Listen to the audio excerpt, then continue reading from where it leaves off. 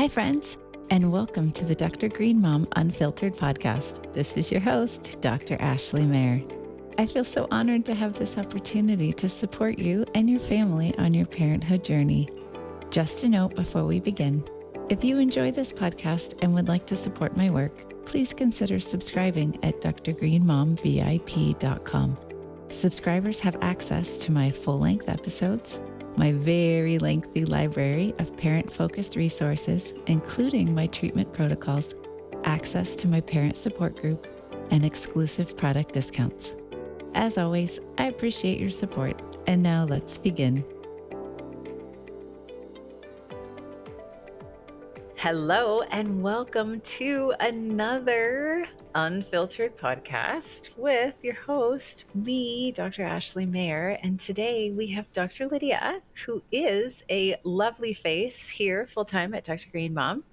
And we are talking about kindergarten vaccine prep. Okay, so I know so many of you parents, most especially in mandated states, want this information. And so Dr. Lydia has, oh my goodness, so beautifully put together these show notes, which are so long, by the way, because she's not leaving a thing out, right? Yes, that's right. Yes. She's leaving nothing out. I'm really looking forward to talking about this today. This is one of the number one questions that we get in our VIP parent support group. And people just want to know about vaccines. And you know what I find interesting is a lot of these parents who say, hey, the school's saying I have to vaccinate. What do? They don't realize they have exemption opportunity because the state laws provide them an opportunity for exemptions. So sometimes parents, and we're going to talk about this today, you have an exemption opportunity, even if your school says you have to vaccinate. And I'll just tell you this real quick. I walked into my daughter's school. I live in Arizona. We have philosophical and religious rights here in Arizona regarding vaccines. And I walked into my daughter's school on the first day, which happened to have been on July 30th. Can you believe that? I was like, who starts school on July 30th besides here in Arizona, my kid? And it said, by law, you have to vaccinate your kid to come to school. It was a metal post up on the wall. So I took a picture of it because y'all, I want to put a post on social media one day to say this is absolutely untrue. Yes. But I know that we have philosophical and religious exemptions here in Arizona. And the office sent me, hey, your kid needs vaccinated notice. And then I wrote right back, hey, my kid doesn't need vaccinated notice, just FYI.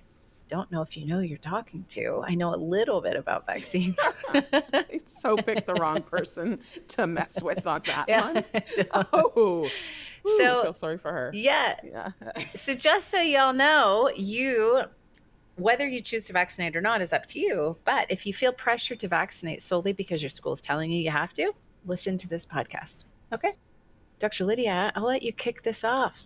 Thank you so much for all of this. Yeah. This information, by the way, all of the show notes is inside the VIP membership at drgreenmomvip.com. So if you want the links and any information that we're talking about today, reminders, just know that all of this information is inside your VIP membership. Absolutely. And VIPs will also get first dibs on our kindergarten prep workbook, which is in the final stages of editing right now. So I've gone state by state and we pulled the forms for you guys. You're going to know exactly what you need to vaccinate for. At the end of the day, I just want you guys to be excited about your little 5-year-old going off to school. I don't want you stressed out at the last minute, feeling ill-prepared, or like you have to sign up and vaccinate when you don't really want to. So we're getting this organized for you guys. Y'all, I don't think she gave you enough information about this workbook. She literally went through every single state in the union. P.S. She's a Canadian. She lives in Toronto. She went through every state in the union and she found every religious and philosophical exemption information and medical exemption information that you're going to need to make a decision regarding your child going to school. So all you got to do is open up the workbook, take a look at your state, and click the hyperlinks. Like, it's so easy. She has made this so incredibly easy. And oh my goodness, thank you so much. I am the most disorganized, organized person on the planet. I would have never put this together. And so thank you, Dr. Lydia, for putting this together. No problem. Yeah, we have like 10 provinces in Canada. I'm like, why are there so many states? But and so where possible, there are a couple states where you have to actually go into the health department or write the health department. So that will be noted if the forms aren't available, but it'll all be clear for you. So there's not going to be a mystery about this. And a lot of parents get tripped up with the wording. They're like, what exactly do I say to get a philosophical or religious exemption? So this is going to be really straightforward for you guys. Yeah. Oh my gosh, I love this. So, just so you all know, is that every state in the union has different laws regarding that state. So, every state in the union is going to have different vaccine requirements depending where you live. Okay. So, that's why it's so important to take a look at your state and what they require. So, even if they allow for religious and or philosophical exemptions, they may have different ways of going about it. So it's very important. Some states may require a doctor to sign off. Some states may require you go to the health department. So it's just a matter of what state do you live in, to know how to fill out this exemption, right? Yes, it would be wonderful if it was a federal thing and it was one document and we were just like, everybody gets all these different types of exemptions, but that is just not a reality and it is state by state. No. So, but that's fine. You'll figure it out. Parents can figure this out. This is not Yes, rocket absolutely. science, not the hardest thing you've ever done. So I think one important takeaway is that if your child is entering kindergarten at age 5, what age do you like parents to start thinking about their kindergarten vaccines?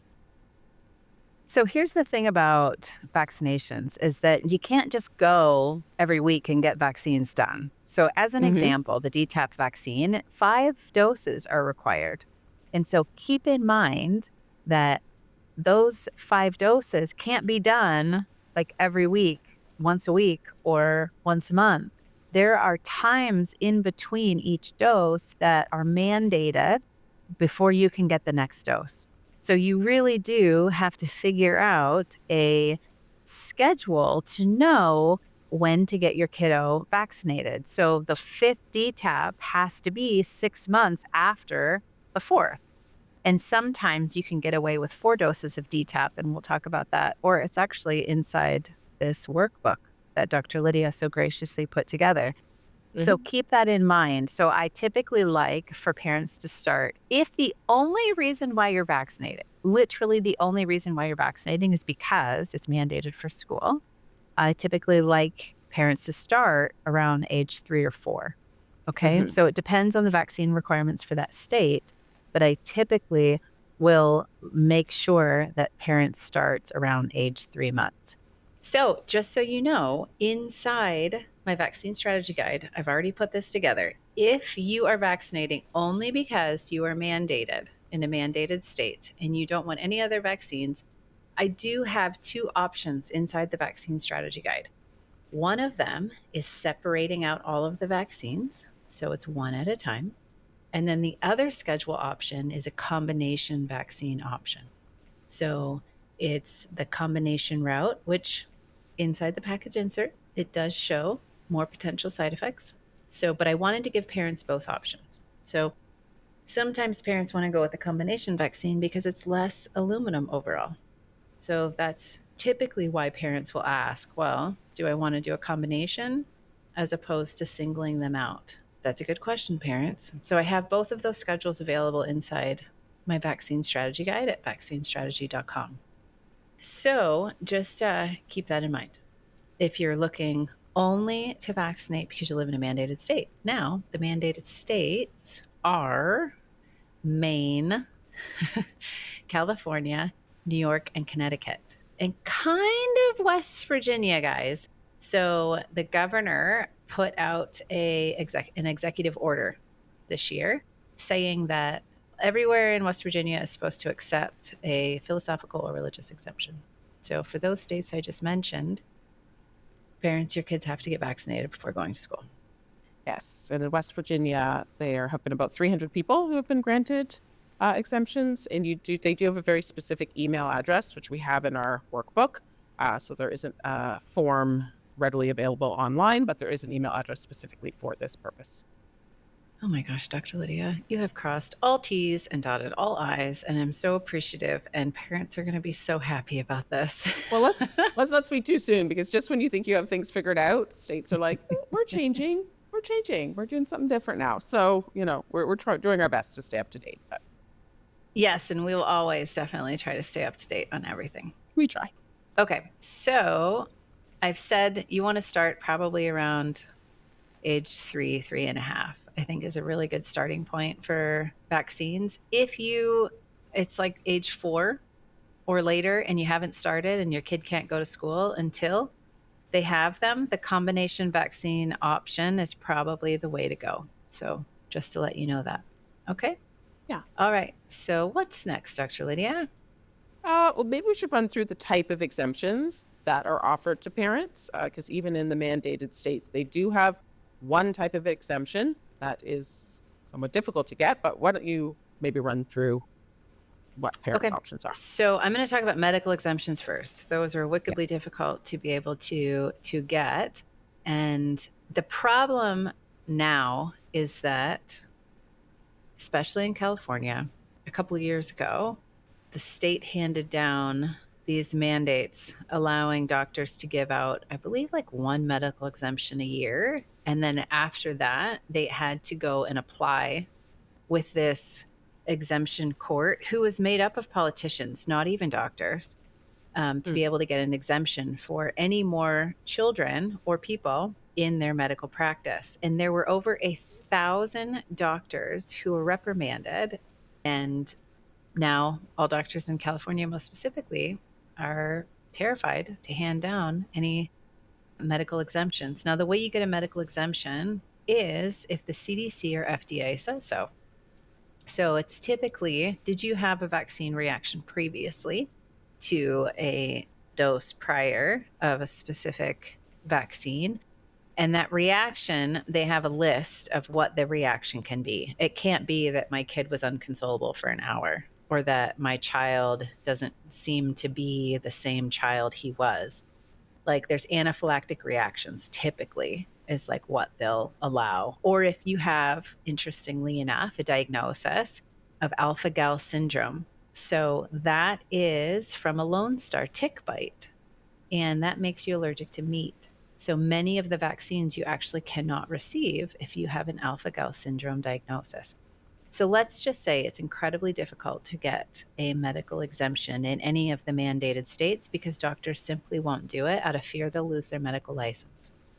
Now, you can get a religious exemption, and a religious exemption does not mean you have to have a specific religion that doesn't allow for vaccination for certain reasons, guys.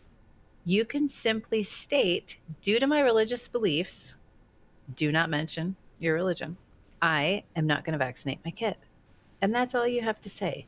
You don't have to say what your religion is or why. If you say why and you make up some why, that why might actually get you to lose your religious exemption.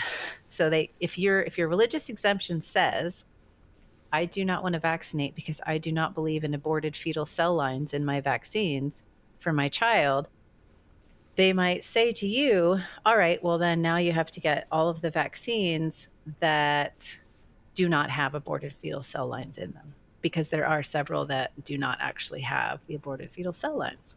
So you just want to be super broad and vague. So for a religious exemption, you just say, due to my religious beliefs, it's not your business what it is. I'm not vaccinating my kid, or I'm delaying my kid, or I'm picking and choosing my vaccines. Now, the philosophical exemption is kind of the same, but you literally just say, I'm not vaccinating, or I'm going on a delayed schedule, or I'm picking and choosing vaccines. And that's all you have to say. Your philosophy of life is such that you just don't want to vaccinate, or do, but delayed, etc. Sometimes you may need these forms notarized. But that's why it's good to use the templated forms, because they will have a line that says notary and you will know to get it notarized. The only state that was a little different with the religious ones I found was New Mexico. They wanted a clergyman or somebody from your church or religious institution to sign the document, but that was the only outlier that was a little bit different Okay. than what you just expressed there. But I agree, less is more. You don't need to dive into all the reasons why you are choosing to do this. Sure. It's not really their business, anyways. And that's also why the forms are good, because you just fill out the forms and sign it. And then you just hand it back to the school, and Bob's your uncle. Yes. In some cases, it's the health department, and the health department likes to run through it first and approve it. But either way, you just hand it in and you sign on the dotted line. I know there are a couple states where you have to take a class, right? It's like That is true. an online sign off. Yes, there are some states that require education. Some of them are just an online course. You can just sit at home and do a webinar. Other ones want you to book an appointment with your doctor and have the doctor sign off and say that we've had a discussion about, so that you're educated on exactly what you're declining. Yeah, so get that workbook. So download the workbook and then you can find out exactly what you need in your state. All right, so let's talk about factors to consider in your decision making, Dr. Lydia. Yes, because we have a few different types of children. So we have the children that are on the CDC schedule, and that will be fairly straightforward for parents. They're just going to follow and check the boxes. We have children who are on a delayed schedule and need to catch up. And then we have children who are not vaccinated at all, and particularly if they're in a mandated state and need to catch up. I find those are the parents that are probably the most stressed about this process, which is why we are advising around 3.5. You're thinking ahead. Also, because you don't want to go to your doctor and try to slam a whole bunch of vaccines in a very short period of time. It's stressful for your Yep. little kid's body, and probably the doctor doesn't appreciate it that much either. So you'll figure out which type of parent you are. That's your job to figure out, okay, where is my kid at in the vaccination process? But your doctor will help you with that as well. Or the vaccine strategy guide that has a lot of things laid out. This is what I found interesting. Dr. Lydia looked this up and she found this information. There are some states that are kind of weird when it comes to what they want and what they don't. So there are a couple states that don't require the hepatitis B vaccine to enter school, which I kind of love because, you know, if you've listened to a previous podcast or if you've been following Dr. Green Mom for long enough, you do know that if you don't need to give the hepatitis B vaccine to your kiddo, don't do it. Like, why do it? If you're not Hep B positive and you don't have a family member or caretaker who is Hep B positive, it's bloodborne. Why would you do Hep B so early on? So I admire Alabama, Maine, Montana, and South Dakota for not requiring the Hep B. Is it true that Maine, even a mandated state, doesn't require hepatitis B? Yes, it is. Some of them require it. I don't think it's Maine, require it if you're putting your child in daycare, but it's not technically mandated for kindergarten. So if you have a child home with you, you won't need it for kindergarten. So yeah, Maine was interesting. I appreciate that, but most states do require MMR, varicella, DTaP, polio, and Hep B. So those are the main ones. Those are the ones that you are going to have to vaccinate your kiddo for. Keep in mind, Hib and pneumococcal fall off the schedule at age 5. So if you haven't vaccinated your kid for Hib or pneumococcal, they will never again need that vaccine, and it's not required to go to school. So I guess Dr. Lydia will tell you there is one state that once, was it pneumococcal? Yeah. Yeah. North Carolina. North Carolina. But what I find interesting is that if you haven't been vaccinated by age 5 for pneumococcal, you can't get it anyway. So I'm not sure why North Carolina mandates this unless their expectation is that you have it done before age 5. But who cares if you don't? Because the CDC and your doctor actually won't allow you to get it after age 5. So I think it's funny. And don't worry about if you live in North Carolina. If you're starting kindergarten and you haven't given it and your child's turning 5, you don't need to get it. That's correct. Dr. Lydia has so graciously listed out every state that requires hepatitis A. There are states that don't require Hep A to go to school. So make sure you take a look at that and see if your state requires that or not. I think that's fantastic. Hep A is a foodborne illness. And again, unless you're traveling, I don't typically recommend that one anyway. And these are all from immunize.org if people want a reference on these as well. That's a great website. So it's all laid out there for people. But yeah, so let's talk about vaccinating based on risk. Like if it's not mandated, other reasons people might just choose to vaccinate. The biggest question I get when people actually don't want to vaccinate, but they feel obligated to, is they're like, hey, I have an older kid in the home. Yes, let's talk about that. So Dr. Lydia is in her third trimester of pregnancy. She is about to give birth to a beautiful baby girl. And so if she was giving birth and she has an older child in the home, she might be nervous. Hey, look, I've got a new baby coming and I have a child who's in first grade.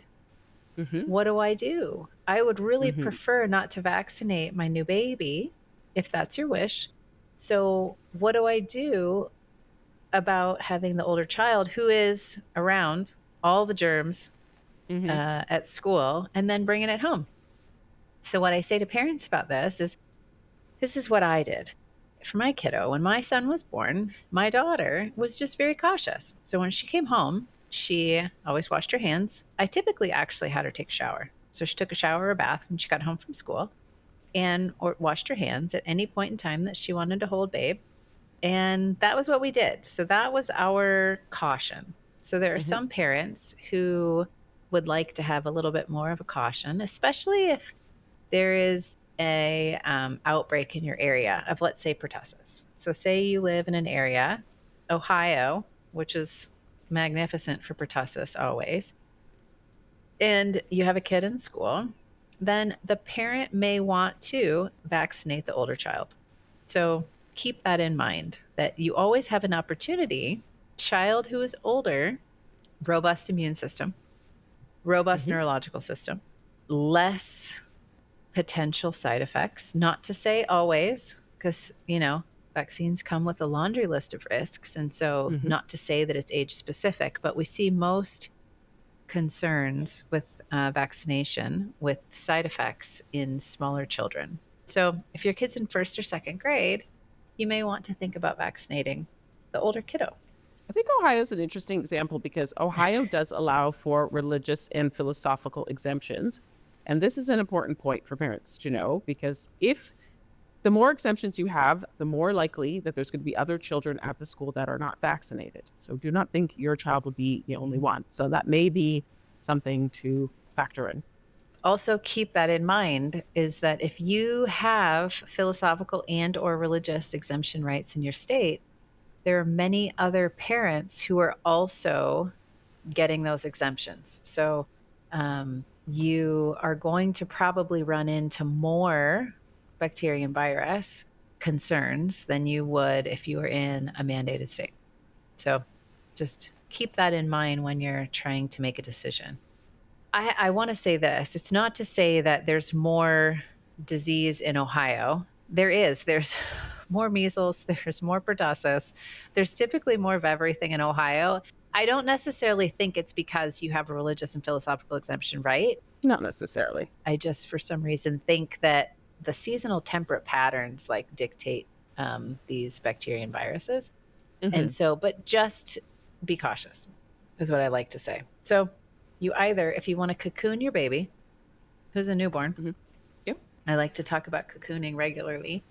If you don't want to vaccinate your baby and you want to cocoon them, you either take precautions by vaccinating your older child or the other people in the home, and or just practice with great efficacy bathing. Bathing Mm-hmm. and immune supports and neurological supports just to play it more safe. And if you do find out of, and I did actually receive this a couple years ago in my daughter's school, there were pertussis cases in her school, and it was Mm-hmm. fantastic because the school did let us know. So I kept my daughter out of school for a while, actually, because I had my son who was an infant and I did not vaccinate him for DTaP. Mm-hmm.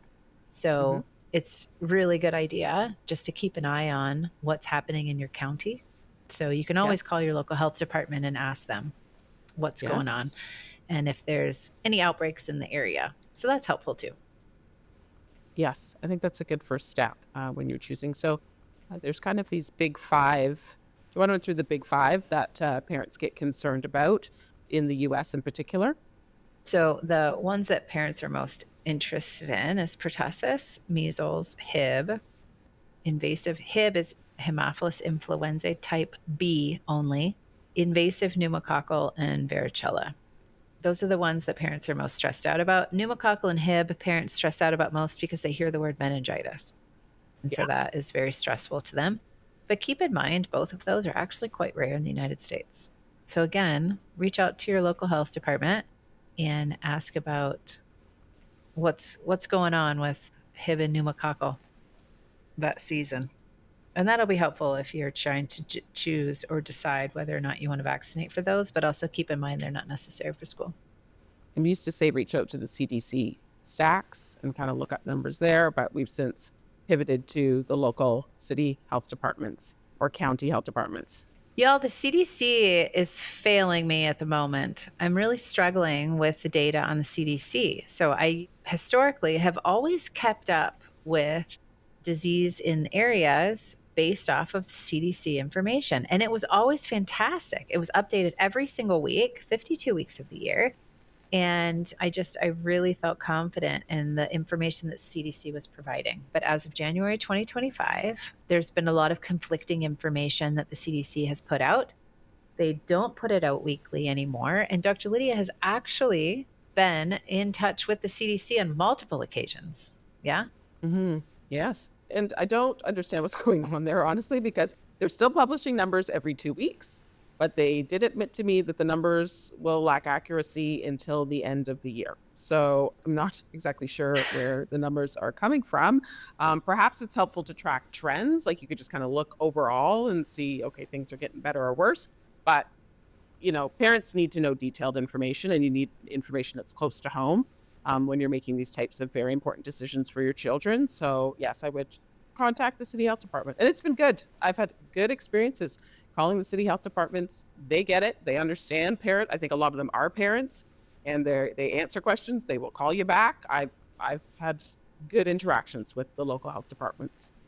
That is refreshing to hear because I Yeah. don't believe at this point the CDC cares about what's happening right now for parents. I think they're more interested in society as a whole yearly. Yeah. They want to know I what the think so. yearly trends are.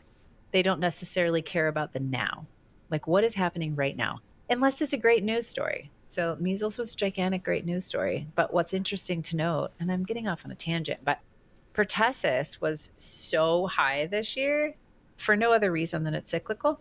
But pertussis cases were soaring this year, and there was zero mention in the news, like zero mention in the news, because they were all trying to like do this fear thing with measles. I think the CDC underestimates our parents. I think they don't realize that Sarah, with the 3.5-year-old, is going to be in the CDC stacks because that our parents are in there and checking these Mm-hmm. numbers and like using them to make vaccine decisions. I think they don't realize that we have parents who do their due diligence and are Yeah. researching the heck out of these things. So, yeah, they're underestimating. I love you all for that because the Yeah, best way to be an informed parent yeah, is to do your due diligence, to educate yourself based on hmm what has the FDA got going on, what has the CDC got going on. It's really funny. Parents get so annoyed when I share CDC and FDA information on social media, and they're like, "Oh my gosh, they're so dumb. They don't know anything, blah blah blah." And if y'all actually like took a look inside the CDC and FDA, there's such great information in there, like such great information in there. And parents just poo poo that, or whoever's following me on social media. But in order to get educated, that's where you should start.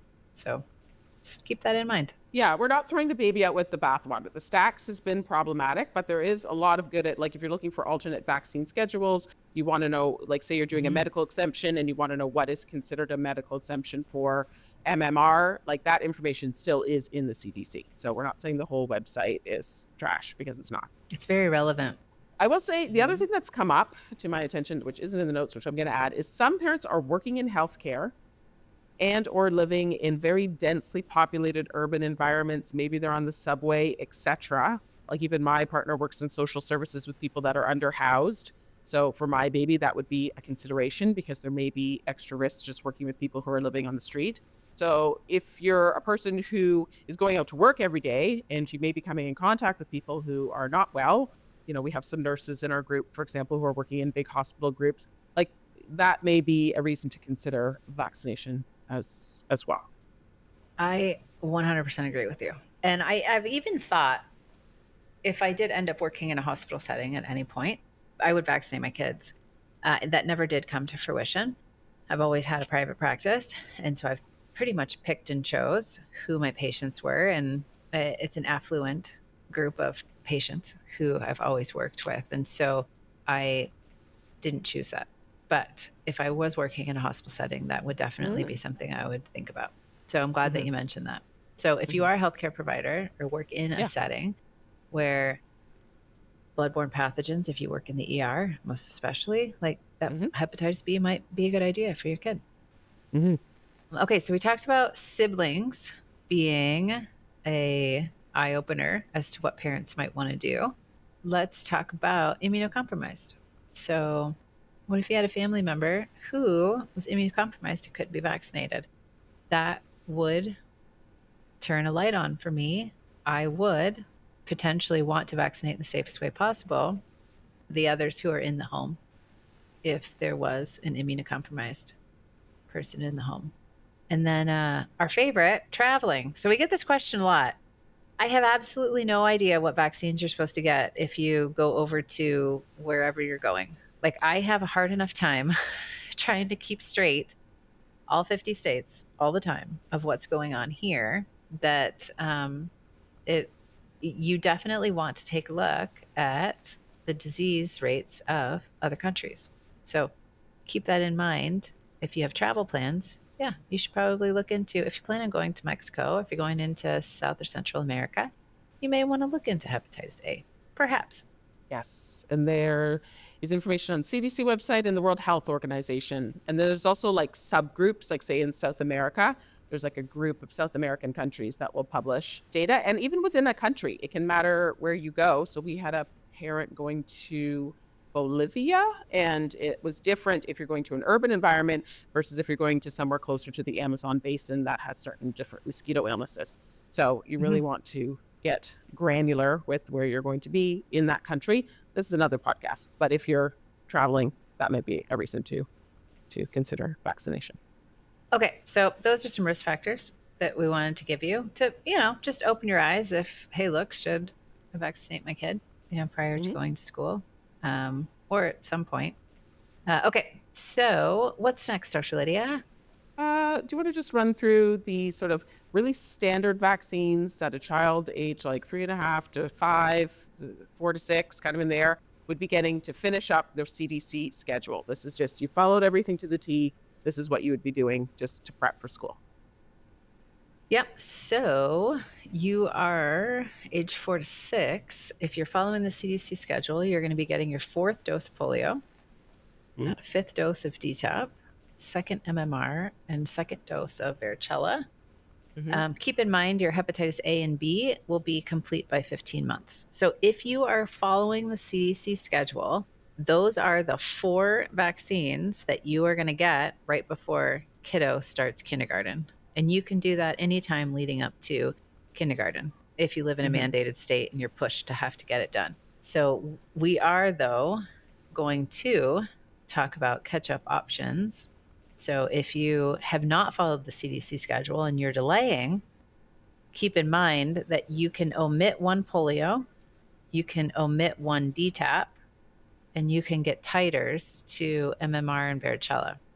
Mm-hmm. So keep that in mind if you're trying to delay vaccines on the schedule. And again, I have this information, the delayed schedule with less vaccines, in the vaccine strategy guide. Did I miss anything, Dr. Lydia? Is there titer testing for hepatitis B? Is that a thing? There is titer testing for hepatitis B. So Okay, it's a there is. 3-dose series. You can get titer testing after 1 or 2 doses if you would like to give that a go. And you can titer out to that. It's not to say that you can't. So I do talk about in great length.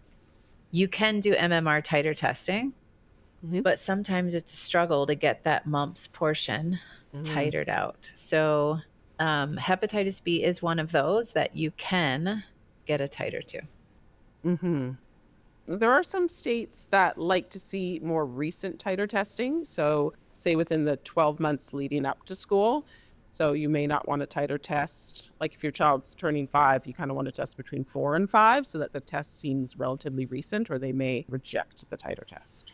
So let's talk about titer testing. I'm going to say what that is because some of you parents may not even know what that is. So, a titer is an IgG test, it's a blood test that you can have done, and it shows if your immune system is mounting enough of immune response to, let's say, measles, that you don't have to get the next vaccine.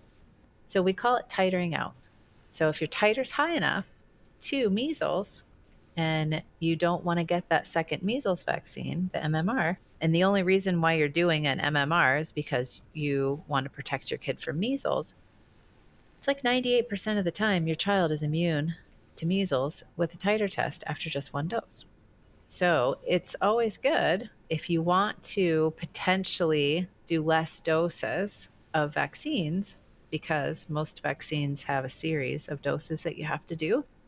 You can get what's called a titer test, and it's a blood test. You just ask your doctor if they won't do it, and a lot of pediatricians won't, or doctors, they'll just not run it. You can go to schooltiters.com. I am not affiliated, and you can order your own vaccine titer test. So that is titer testing. That's for another podcast. We have talked about titer testing and which vaccines you can and cannot get titers run on. So watch our previous podcasts on vaccines, and then you can figure that information out. Yeah, I think that was in the creating a vaccine schedule. We have one that's like creating an alternate vaccine schedule. I think it's in that podcast. Okay, Yeah. perfect.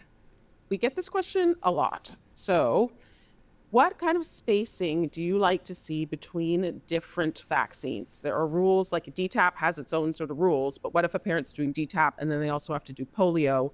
How do you like to see that spaced? I typically like to see vaccine appointments at least 4 weeks before the next vaccine appointment. Okay. So even if it's a different vaccine, so as an example, I want to do DTaP, but my kid also has to get MMR. I typically like to see 1 month or 4 weeks in between each of those vaccines. Some parents have gotten to the point where, oh my gosh, my kid starts kindergarten. I want to do the DTaP, but that MMR has to happen in 1 week or 2 weeks. I'm not as much of a fan of that. But what I like is that if you call the school, typically this is in a mandated state, guys. If you reach Hmm. out to the school and they see you have to submit the information, if they see that you have an appointment on the books Hmm. for whatever vaccine is missing, they will allow you to attend school. So you do not potentially have to have all of these vaccines completed in these mandated states when your kid starts kindergarten. So sometimes, which is actually often, you can contact the school and let them know that you have XYZ appointments on the books with your doctor. They'll allow you to start school. So Hmm. keep that in mind as an option as well. Do you want to speak to how you prioritize vaccines? Like, what vaccine should I get first? Because that is another question that we get frequently. Parents ask that regularly, and the one I say to start with is the one that's going to have the most doses. So there isn't a rhyme or reason. So there's not like a, this is a healthy vaccine. you should you should get this vaccine first. I don't have an order of the way that I like to do vaccines. So just keep in mind that vaccines like polio and DTaP require multiple doses in a series. So I typically Hmm. like to start with the ones that require multiple doses in a series. So, as an example, MMR requires 2. Well, DTaP requires 5. So, let's start with DTaP because we know that there's that many doses in a series. And there's that much time in between each dose that you have Hmm. to, that you're required by the CDC to wait before you can get the next dose. So it's always easier for the parent and the pediatrician to start with whichever vaccines require the most doses in a series. Yes. And this information is on the CDC website. both the catch-up schedule and the regular schedule because of course it's hard to know which vaccine needs how many doses for the average parent to know that. So you can find that on the CDC website. I also like what Dr. Lydia put in the show notes is that also prioritize by risk. So if you have a measles outbreak in your area and you know you're going to be vaccinating for measles anyway to go to school, start with measles. But if there isn't one, or if there's a pertussis outbreak in your area, you may want to start with pertussis. So I like what Dr. Lydia also said was prioritize based on risk. Or illness anxiety, because we do have parents who are like, I'm scared to take my child to church. I'd like to go to the mall, and I'm not taking my child to the mall because I'm worried about pertussis risk. So this can be quite anxiety inducing for some parents, and like your mental health matters. And so if there is something that you think you're going to vaccinate for anyways, and it's freaking you out and preventing you from attending church, for example, maybe that's one you do first. It's really interesting you said that because when I was doing vaccine consults for several years, parents would ask me, which one do I start with first to vaccinate my kid? And I'd say, well, which one are you most afraid of? And so that was how they decided which vaccine to start with, because a parent's anxiety really plays a big role in all of these factors as well. I really like that you said that. I don't think moms always put themselves like moms won't put themselves first. Like they really want to do the right thing for their child, but sometimes doing the right thing for you is doing the right thing for your whole entire family. Like when mom's not okay or dad's not okay, like nobody else is okay. Yeah. The whole family's out of whack. So I appreciate very much that you said that, because it's interesting. Some parents, I'll say, what are you afraid of? Well, I'm terrified of Hib. Well, your kid's almost 5. Why did you never vaccinate for Hib if that's what you're most afraid of? You had 5 years of stress. Yeah. Yeah. Sometimes parents' responses are always very interesting. Okay. So where are we? Maybe do a little bit more detail about exemptions. I think we covered it fairly well, but I just want people to, again, this will be in the document. It's pretty clear what kind of proof you need. Sometimes it's just a medical doctor filling out a form and signing it. If you're in California and you're going for the medical exemption, there's something called a Care ME account that you have to sign up for and your doctor has to sign up for. So again, this is why we're just really encouraging you guys to think ahead. Don't show up 2 weeks before school starts and need your doctor to sign up for an account. They're not going to be happy with you. But again, all of this is available to you. You do not have to kind of know these things off the top of your head. This podcast in a nutshell is like download that workbook. everything that you want to know about vaccinating your child for kindergarten is that workbook. Like Dr. Lydia has put together the most amazing workbook for parents. And like literally we could just have started with the podcast saying download the workbook, and like this is all like and everything else is moot. It's pretty good. We have a checklist too, so you'll literally be able to check the boxes to feel like you're well prepared. And we make these things. I don't know if it's perfect, but we're open to your feedback. You can write us in the Facebook group or in the VIP membership and just say, oh, you forgot about this. I'm totally cool with that. But we're really trying so that you guys feel organized, because I feel like that's half the battle. Like most of our parents, if they feel like they're organized leading up to things, they're cool, they're calm, they're ready to go. Absolutely. It's like, this is like not even for this episode, but you made this birth plan checklist and like we're about to launch it and it's just glorious. Like parents who have the documents in hand and they can just look and check the boxes, there is such a profound sense of governing over your family when you feel secure about what you're doing. And that's what those checklists provide. They provide you with an opportunity to just relax because it's all right there. So thank you, Dr. Lydia. Well, the best thing about your little company your kind of little company that you have, that's air quotes there, that you have going on. It's our little company. I love it. I did not mean that in that way at all. No, we are. You know what? We're still considered small. So I love it. From a team perspective, we're small, but the reach is big. But we actually talk to you parents. Like we talk to you guys. You're in the Facebook group. I see Dr. Mayer is responding to Instagram comments. Like there is a lot of communication. So we know that you guys are type A. Okay, we know you guys like to check the boxes. All right, you're just it's the parents we attract. They're on it. They're smart cookies. We have highly intelligent parents. I love it. And I'm such a organized type A that Dr. Lydia has come on board just to like, honest to goodness, take all my thoughts and like put them down on paper. Well, if people saw what you did in a day, they would have it. Be on the lookout for so many medical resources. Yes. Do you want to talk about the personal belief statements, education requirements? Yeah, it's all easy. You just need to know what state you're in, and you will look it up either on immunize.org or in our reference and our workbook, and you just sign on the dotted lines and you follow the paperwork. So it doesn't have to be a very stressful thing. You may have some education requirements. If you need to sit with a doctor, you need to do an hour-long webinar on your couch, you'll do it. You may have to reaffirm things from year to year. Did you have to do that with your daughter at all? I don't know if they just love me because the Dr. Green Mom Foundation does a lot for her school.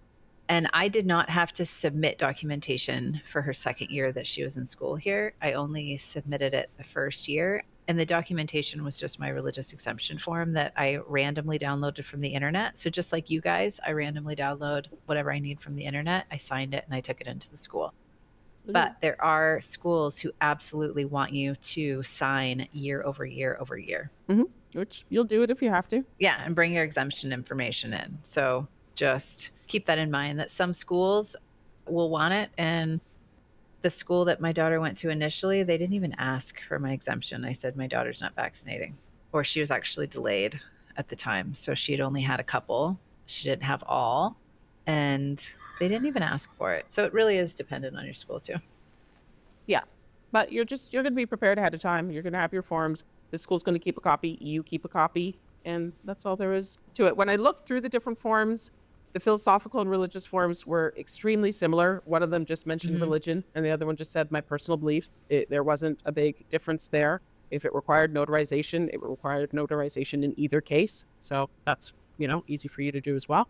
Yeah. And I think that's all we got, Dr. Lydia. If you are choosing to vaccinate, I formulated for my daughter. This was for my kid, and you can listen on a previous podcast what I went through with my own child with regards to vaccination. I formulated for her at the time a neuroimmune vaccination strategy, supplement protocol. And it was all based on research. So it was fantastic research. I told my kiddo, hey, look, you and I are doing this, and I'm going to keep you safe. Like, I get a little teary-eyed when I talk about it. It was a very emotional experience for me. But she's good, man. She is a happy 13-year-old, and she still battles immune issues and immune struggles, but we have it under control for the most part. And so just y'all keep in mind that if you do choose to vaccinate, or if you're mandated to vaccinate, we are here to support you. Okay? Yes. We have our vaccine detox course coming out as well. So if you'd like to have a little plan coming out around vaccine time, if you're nervous about it and you want to get your child prepped, we'll have some really structured resources for you in that regard as well. It is beautiful. So it is our vaccine prep and detox course. So it's everything that you need from soup to nuts. So be on the lookout for that. It'll be launching here soon. And I think, Dr. Lydia, anything else? That's all I got. Yeah. P.S. Just download the workbook. It's coming. Yes. We're double checking all our links, and then, it's coming very shortly. So we'll have it in the podcast descriptions. Yeah. Okay, so without further ado, y'all have a wonderful day. And I don't know if Dr. Lydia is going to be back for a little bit. We'll see. She's due on August 26th. She is definitely going on maternity leave for multiple months. And so maybe she has another podcast left in her before. But if not, I just wish you, Dr. Lydia, the most amazing time with your kiddo. And till next time, have an awesome day, y'all. Bye, everyone. Bye. I have so much more to talk about. So if you'd like to continue listening to this conversation, please join my VIP membership community. After signing up, you'll have access to my full-length episodes, my very lengthy library of parent-focused resources, including my treatment protocols, access to my parent support group, and exclusive product discounts. Join my community at drgreenmomvip.com. Thank you for listening, and I'll see you next time.